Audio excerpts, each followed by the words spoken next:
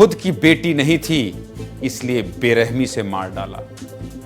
सुनते जाइएगा इस खबर को, सुनिएगा आपको गुस्सा आएगा, और सुनिएगा और सावधान रहिएगा कि ऐसे राक्षसी प्रवृत्ति के लोग अभी भी समाज में हैं। इसलिए इस तरह की खबर दिखाता हूं मैं आपको। पटक पटक कर मार डाला इसने, पटक पटक कर। खबर क्या है, खबर जान लीजिए। चलिए, बच्ची रो रही थी तो जान से मार दिया।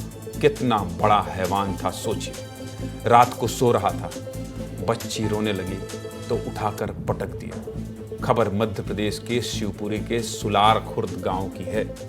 एक शख्स रात में सो रहा था, उसकी प्रेमिका की मासूम बच्ची रोने लगी तो दरिंदे ने पहले पटका, फिर मुंह दबाकर हमेशा के लिए सांसें रोक दी। बेचारी मां पूरी रात मरी हुई बच्ची को अपने सीने से चिपका कर रखी रही। सोचिए कितनी खौफनाक रात रही होगी एक मां के लिए। बच्ची की तस्वीर धुंधली कर दी है हमने, नहीं देख पाएंगे। मुंह पर चोट के निशान हैं, खरोच हैं। बेरहमी से हत्या की गई है इस बच्ची की, बेरहमी से मारा गया है। इस दरिंदे का नाम भैया लाल है। भैया लाल पिछले 1 साल से मजदूरी करने बेंगलुरु गया था।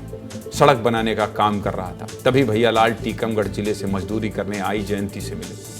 जयंती अपने पति और 3 बच्चों के साथ बेंगलुरु में रह रही थी। आरोपी और महिला को मिलते जुलते प्यार हो गया और प्यार परवान चढ़ता गया।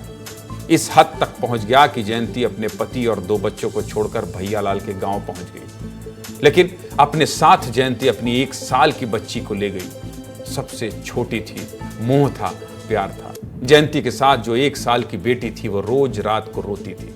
छोटी बच्ची है, रोना गाना तो चलता ही रहता है, और अगर वो रोएगी तो आप उसकी जान नहीं ले सकते। भैया लाल इस बात से बहुत परेशान होने लगा था।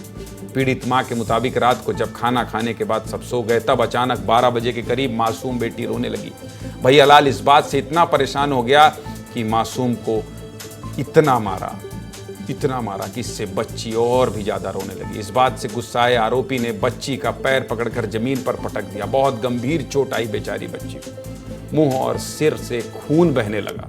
सोचिए, महिला भैया लाल से लगातार बेटी को छोड़ देने की गुहार लगाती रही, कहती रही कि छोड़ दीजिए, मत मारिए, लेकिन वो दरिंदा नहीं माना। मार डाला बच्ची को, मार डाला। देख लीजिए तस्वीर, कैसे बेटी के शव के साथ मां बेसुध खड़ी है, रो रही है, बिलख रही है। रात भर मां ने बच्ची के शव को अपने सीने से लगाकर रखा। जब सुबह हुई तो आरोपी भैया लाल मौके से फरार हो गया। बेचारी मां क्या करती।